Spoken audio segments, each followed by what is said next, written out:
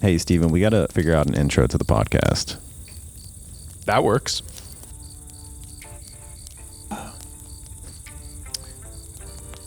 You ready? Hello, everybody. Thank you for listening to another episode of the No Fluff MSP Marketing Podcast. I'm your host, Tahir Hamed. Got my co-host here. Stephen Badorf. And we're back. Woo. We are back. Super excited for 2026. We've got so much coming on the membership side, on the agency side. It's really exciting. Melissa here, she's only been here for about a month. And already what she's been able to help us push forward on the membership side to get people more engaged, to make sure they know how to use the campaigns, to make sure she can get their ideas of new ideas for 2026 and how to implement, getting the peer groups the attention they need. That has been something on my mind for a long time now. So it's really cool. It's really cool where we're at today. It's really cool where we're going. So today we're going to have a bit of a fun one, but I think it can be helpful to the listeners to understand like kind of what are different ideas in marketing that are happening right now in real time, like real things that are occurring, and how it's working out. So kind of title of the podcast is Marketing That's Impressed Us. And some examples, they're going to be MSPs. Some examples, they're not MSPs. Some examples, they're client of ours that have done really cool things that have worked. So yeah, we're just going to give some really good examples, things we've liked, why we've liked them, and, decide for yourself whether you want to do something similar or just take it as inspiration for other things you're doing. Yeah.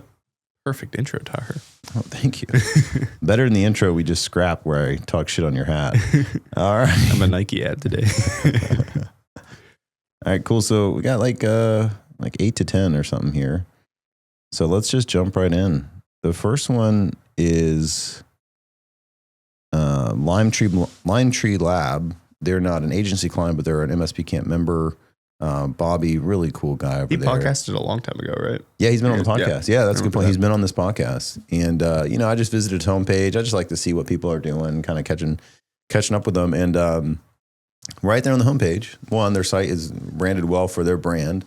It's nothing crazy, really nice, simple site, clear what they do. But on the homepage, there's Bobby.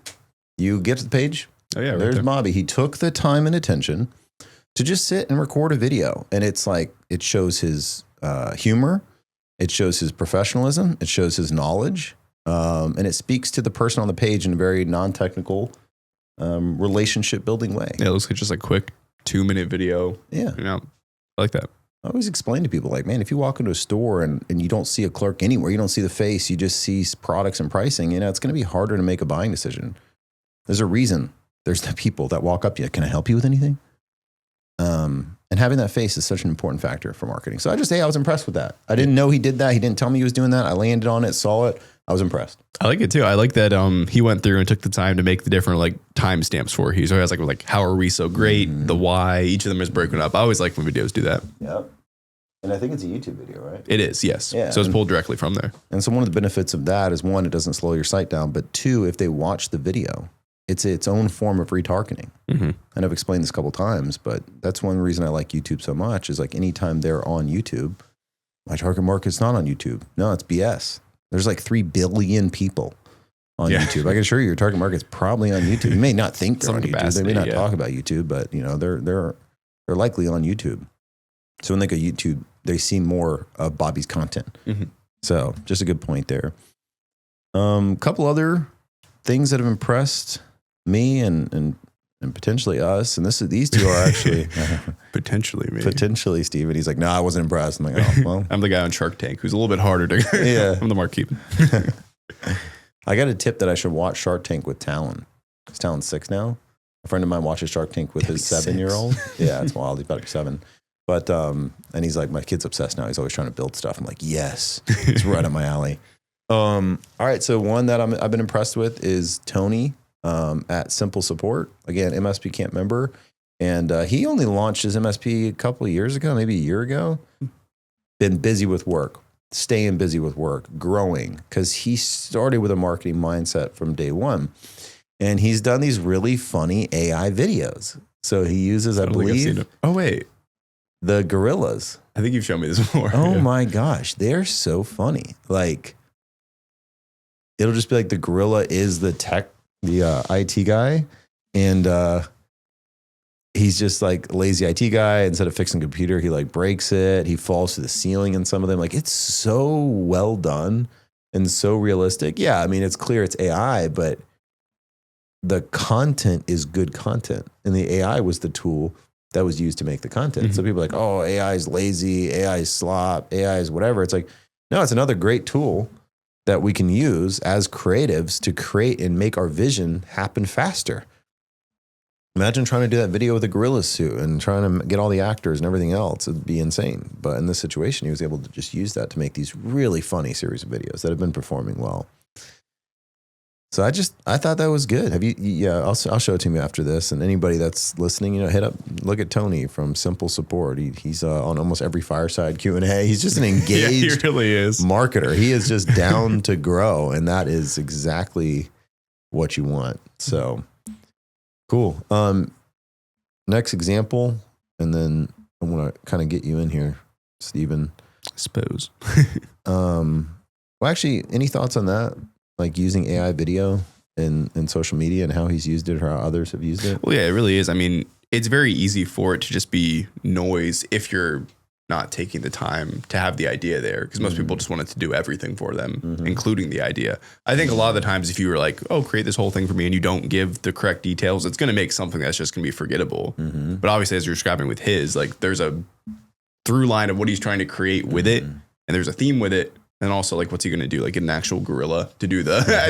I don't know. I think there's a mutual understanding between the person viewing it and him sharing it. It's not like, I'm not using AI for this to be lazy. It's just an additional part of the marketing mix. Yeah.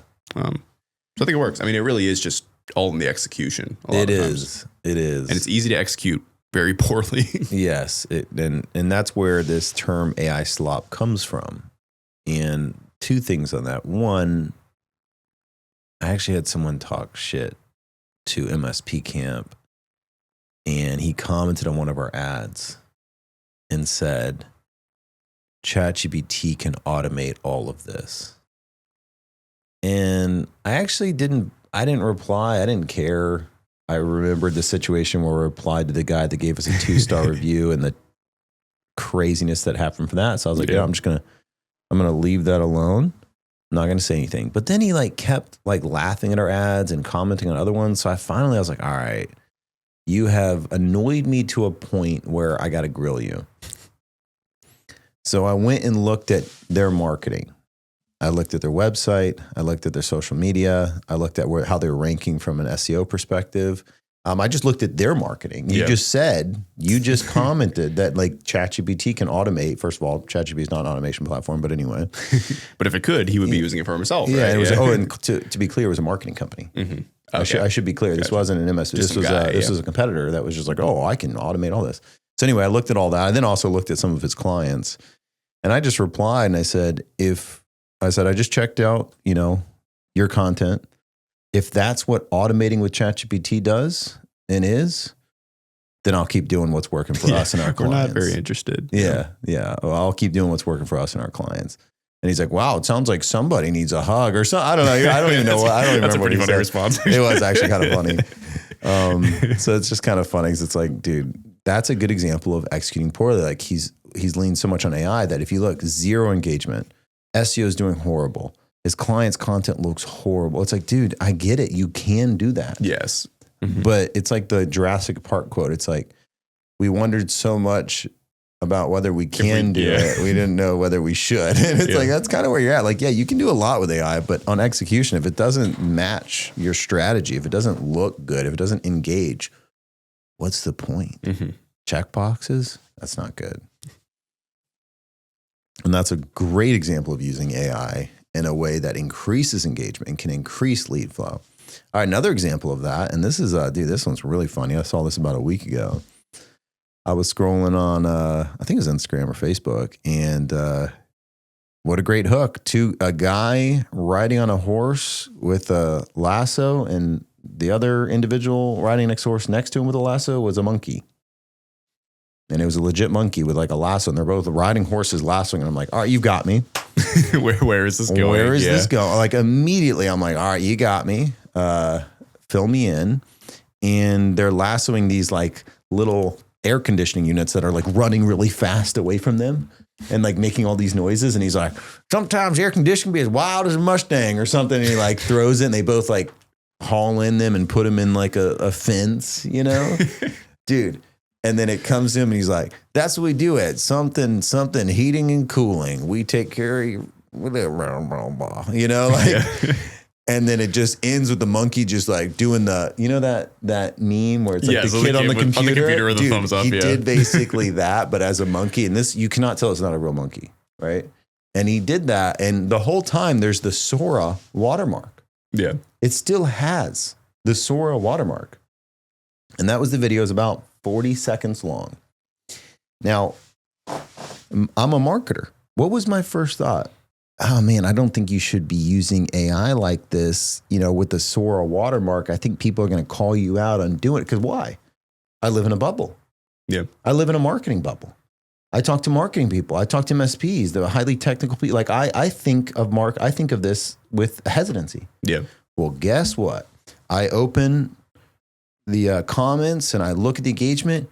So many comments, all like, this is hilarious. Like, I'm like, you guys are incredible. Like, all highly positive. Mm-hmm. Someone like his wife commented, the guy from the video, and she's like, I can't believe you guys, you know, laughy face. And someone commented on that. It's like, well, that's your husband, LOL. You know, like building this like relationship, like, oh, this is a real person. His wife just commented, his wife's friend just commented and said, well, that's your husband. Like, it was amazing. The engagement was through the roof. I guarantee he's getting leads from this silly 40-second video that he probably could have done in 5 minutes. But again, it was the idea. It was the idea of like, what if I did batshit crazy this? idea. And he's probably tried, you know, there was probably a bunch, you know, he probably had to do a lot of revisions, but like nailed it. Yeah.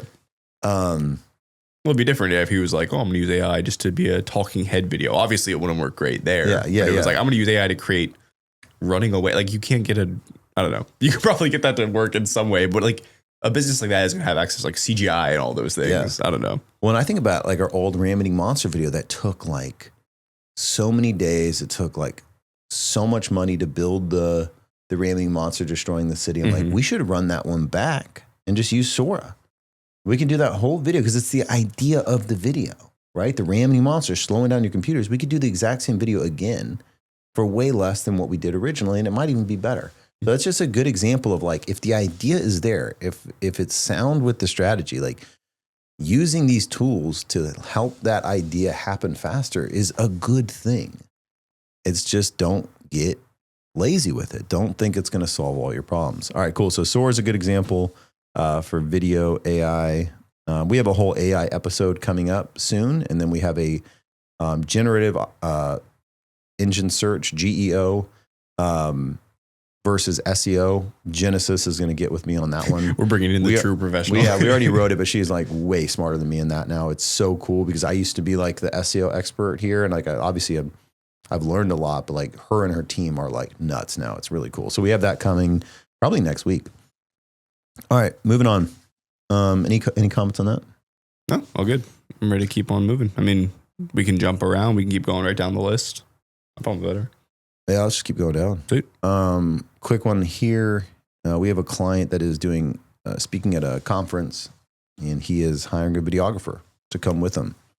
He's going to get video of him on stage, talking to people and answering questions. You know, that like authentic, organic content where like he's in a, you know, maybe a huddle of people or just talking one-on-one. I mean, this is what you did when you went to that conference recently. Yep, exactly.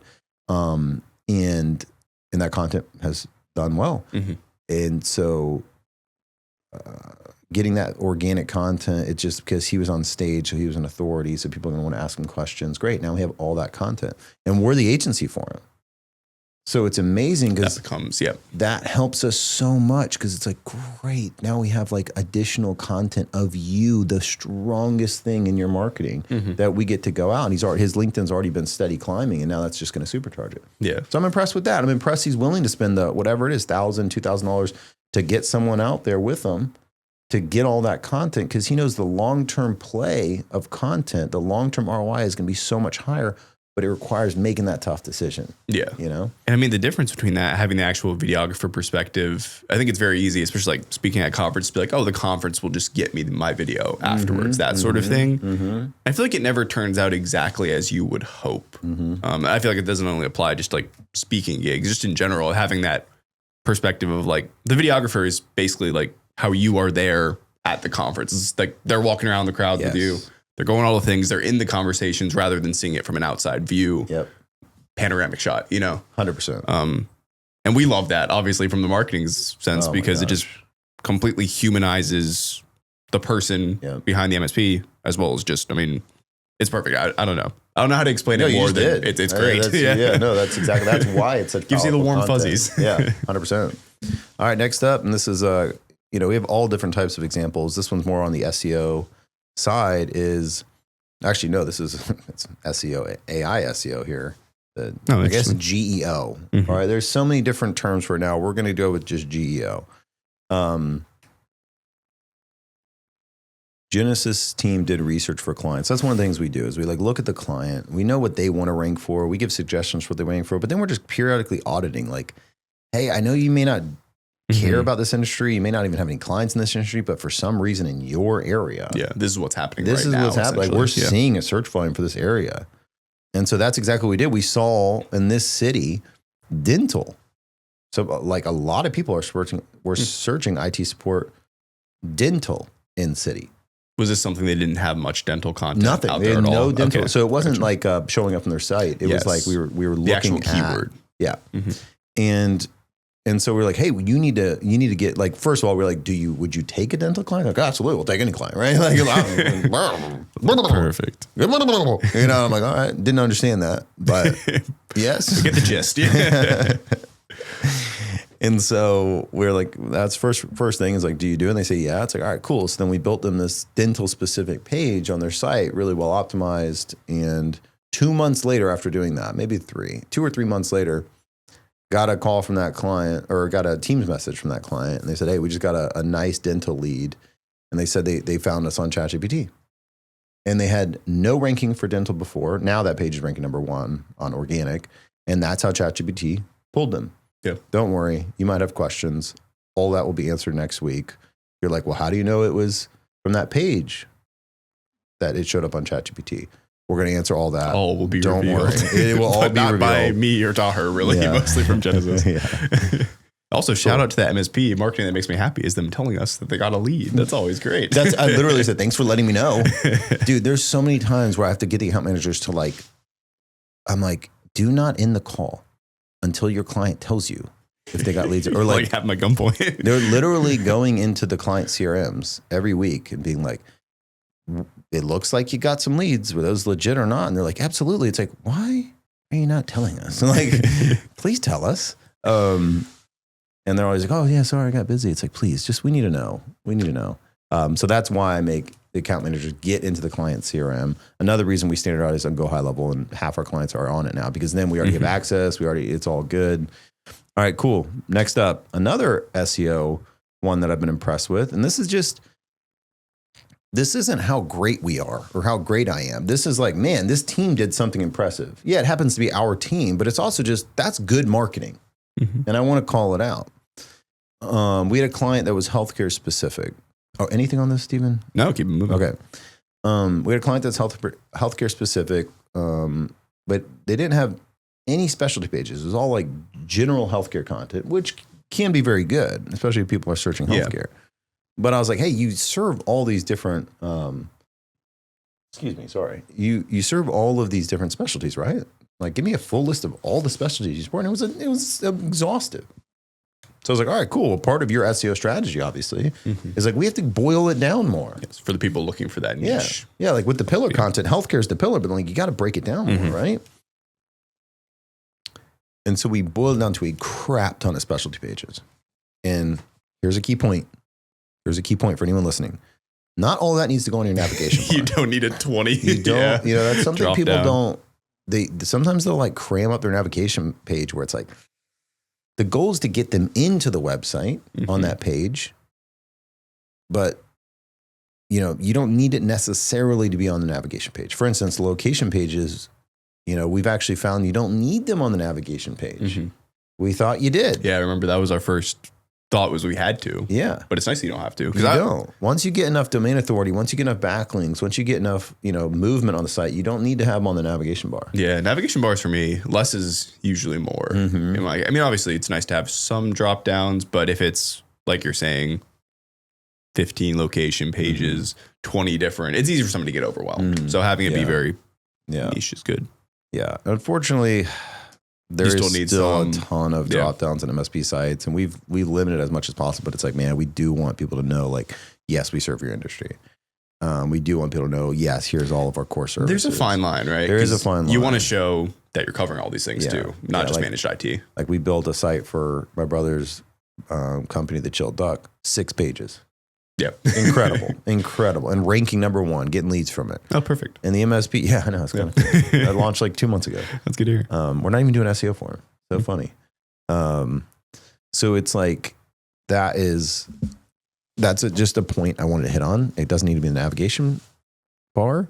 And he just received his first legit lead from his website in 12 years of doing business. And he's hired a bunch of marketing companies. So I'm impressed with that. I'm impressed that we were the company that came in and said, hey, this is missing from your strategy because you serve these specialties not on the site. Obviously, that seems like common sense, right? But for the most part, a lot of agencies are kind of like, we're going to kind of post blogs, we're going to post on social media. We might meet with you, we might not. And if you need something, we'll do it for you. That is unfortunately where most agencies kind of live. And we're like obsessed with, man, we got to get leads. And in situations where like a client hasn't gotten a lead in 3-4 months, we kind of go into like red zone. Yeah. It's like all hands on deck. It's not like, all right, well, they're going to churn eventually. It's like, no. I'm not, 1, I don't want the client to churn, obviously. But 2, I don't want the client to not like us. Yeah. Like our reputation to me is super important. I don't want them to be like, no, MSP camp sucks. Like they didn't get us anything. Like that's also very important. And like they're investing money. I want them to get the money back plus a lot more. Mm-hmm. That just requires a ton of work.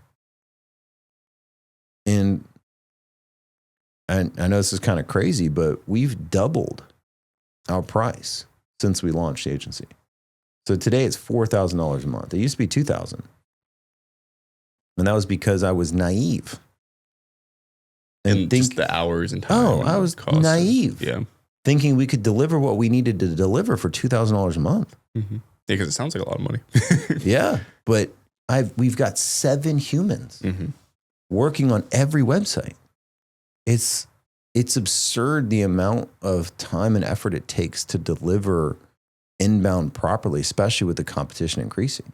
Yeah. Well, as you're saying too, their effort needs to be exhaustive to really get the most out of there rather than just throwing your hands up and being, oh, this doesn't work. Exactly. They're going to churn. We have to be all hands on deck and find, obviously no silver bullet, but find what's going to work for this client that may not necessarily work for any other of our clients, but maybe it works for this one. Yeah. But you won't know until you test it out, and that takes lots of time. That's why each account requires such attention to detail. That's what I'm saying. Like, I know it's crazy. Like, I know, and people are like, man, that's a lot. I'm like, dude, I know.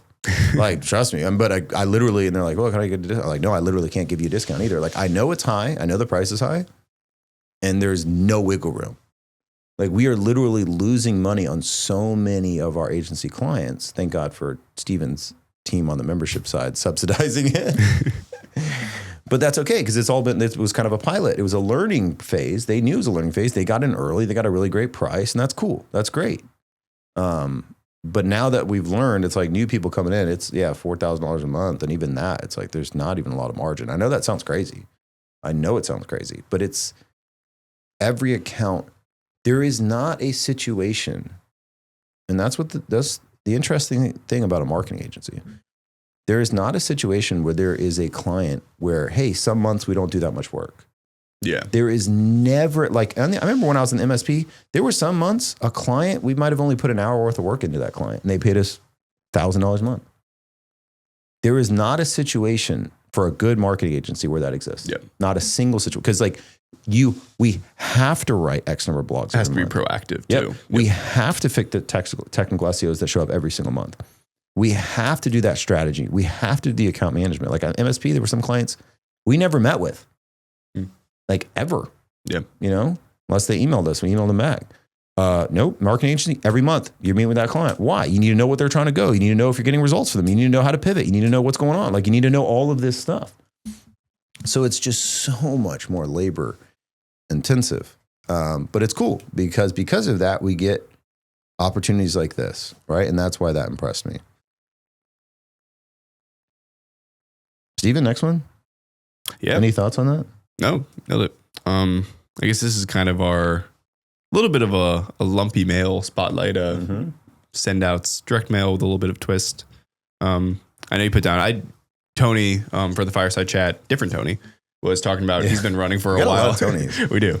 He's been running for a while now.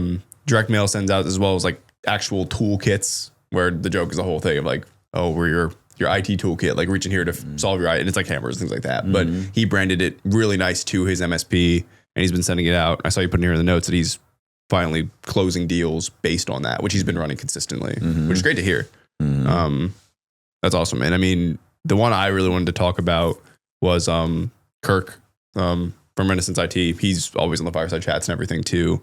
He created the, this was a last year initiative, and we actually sent it out on the Christmas direct mail for them last year. But he created an IT-O-Matic, which is essentially a dice that you take and roll when you're having IT issues, and you roll it, and it has reboot your computer, that sort of thing. And you roll it for each of the different sides of the dice. And those are sent over. We have one. I don't know if you brought it in here by now. Hey, keep talking. I'll go get it. Taher has his, and there's also a digital version on their site where if you scroll down on their site, they have the virtual version of this IT-O-Matic dice, and then you can roll it on there and have it give you what you should do next. Really fun initiative. And I'm glad that he moved that forward with the physical piece as well. Having the physical piece tied in with the digital piece, it's something that not many people are doing at all. Taher has the example here now. But yeah. And there's a landing page on the site too, so that clients can get their own IT-O-Matic for free by submitting on the homepage, a contact right? form. That's the digital version, but there's also a We already landing page talked about too. the digital version. So it comes this little like velvet bag, almost like a casino type style, thick, like heavy quality metal. Let's roll it. Let's see what you get. Let's see what I got. Reboot computer. Fair enough. Let's do it again. Bureau clock. Excellent. Bureau clock. Call Ren IT. Call Ren IT. That's great. So super cool idea. And like obviously for the Christmas card this year, we have an awesome medieval Santa Claus on the front of it. So shout out to Kirk for always innovating with the marketing ideas. A true marketer. Yeah. This is great. Update app, reboot computer, reset router, restart browser. Love it. Yeah. And on that direct mail, on Tony specifically, you know, it's been 12 months. 12 months he's been sending out direct mail. Ooh, that's not very exciting, is it? Did I just bum you out? Well, get over it. Marketing is not a 2-3 month initiative. Yeah. Oh man, that sucks. Yeah. If he would have quit at 9 months, he would have never got that ROI. I don't know if he got ROI previously. I know about this one. And he would have said, direct mail doesn't work. Marketing doesn't work. It's like, yeah, because you're a white belt. You're going to get your ass kicked by the people that have been doing it longer. Got to, bro. All right, cool. 2 more on this one. I feel like we keep going forever, so we got to limit ourselves. Oh, yeah. I love these ones, too. I hope they're helpful. I mean, I feel like they will be, but I don't know. We'll see if anybody's still listening at this point. But, you know, we're just going to try and do a good job of bringing to you, like, what we're seeing. We've got, like, 35 agency clients now. We're learning so much there. On the content side, we're getting feedback from people on what's working, what's not working. So our goal at the podcast, especially as we move forward, is like, let's just report back. Yeah, we don't want to be marketing by the numbers. Just doing the same things over and over. Like we want to spotlight the things that are different and working. I mean, when's 100%. The last time you sent a client a dice to solve their computer issues? Like just novel ideas like that are really going to, I don't know, make somebody stop and react. Creativity sells. Sunny worked with a client recently to get more Google reviews. They included the campaign in a newsletter. They also sent a separate email out to their clients, and they did a raffle. So simple. Mm-hmm. Every review was entered to win they did mini prizes. It wasn't one grand prize. I think that's an important thing. Yeah.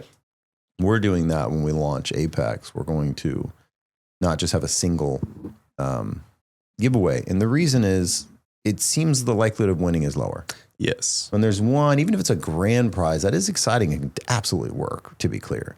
But if there's a grand prize plus multiple other prizes, a little less discouraging. Yeah, so adoption goes up significantly. So they did that, and I think that's why it worked so well. They got 10 Google reviews in like 2 days. Don't worry if anyone's like, oh, if I get too many reviews, they're going to get taken down. Like, don't stop. I hear people say that, like, well, I want to spread the reviews out so it doesn't just get reviews. Don't find some reason that you heard on a blog once. Like I've seen people get 30 Google reviews in a day, no issue. Yeah, I mean, we got it. We did that. Yeah, just get real reviews. It's not just like somebody going, "Oh, this is great" for a one sentence thing. It's people that are giving their actual feedback on the company. Yeah, exactly. It's not a real thing. Don't talk yourself out of getting reviews. All right, cool. Last up, you want to take this one? I can kind of yes, yeah. I just wanted to shout out so many more people, at least on the client side, integrating with the content team, leader members, that sort of thing. Lots of people are rebranding the Christmas designs, creating GIFs. Data Magic, one of our peer group members, created custom tags where inside, I mean, it's all branded for them. And then inside there's a QR code where you can go directly to give them a review. Love all the review work people are doing to actual grow their Google My Business profiles. But yeah, I'm just really happy to see that because just like the Christmas card designs, especially because we have the ones up on the site and you have the options where you can have no headshot and you can have the normal version. Still would work great, but so many people are sending their own headshots, getting new headshots for these Christmas cards. And I just love the initiative of people to show more of their team, even on these pieces, because it's really easy to just be like, oh, it's just a Christmas card. We'll just send the generic version. Putting your face on it this year more than ever, I've seen more people take that extra step. That's so great. I wanted to shout that out. Yeah, that is great. People actually listening, taking the recommendation, doing it. That's super cool. Absolutely. I could have just been like, no, yeah, just brand the one you got. Yes. And it's like, I know, but the one we have a placeholder for people. Like I love you that are you the did people. that. Yeah. I love how you did like Steven, the Christmas card he put on, at least one of the versions that he put on. It's like a silhouette of, yeah. Yeah. It's like, here's the card. And like literally you have to remove the silhouette of people because he's being clear, like put your people. You go here. Like, I think the easier thing to do would just be like, here's the card, brand it and send it. But it's like, no. The more we can adapt the content we put on MSP Camp, the more you can add your touch, your flair, your colors, your brand, have us make changes for you, whatever it is, the more you can do that, the better. Yes. And that's a good example of that. Yeah. Also, All Tech, I started a mug initiative years ago where we did a coffee mug with our team. And I was so happy because Desiree picked it back up this year and they did All Tech coffee mugs. She's going to be dropping some off. Oh, awesome. I think next week for us. And they did they're trying to continue to push that they do these tech tips. And we have an All Tech University on the site. So they did a sweet little mouse pad that obviously we designed for them and printed for them as well. But, and it just kind of highlighted the different tech tips. It highlighted the university and the QR code to get it. And like, but it's also branded for All Tech. It looks nice. It doesn't just look like an ad. It looks like a really nice All Tech mouse pad that happens to be talking about their university. Like, hey, you're maybe an end user, maybe you're an owner, you want to learn about these things. This is where you do it. So I thought that was a really clever and impressive idea. And to see them have the idea, us agree and really push the idea, design it, and then them actually print it and now ship it out to their clients, that's marketing. Yeah, I mean, the initiative to pick it back up, it'd be very easy to let the mug idea die. Yeah. But it didn't. Yeah. And I was back. Yeah.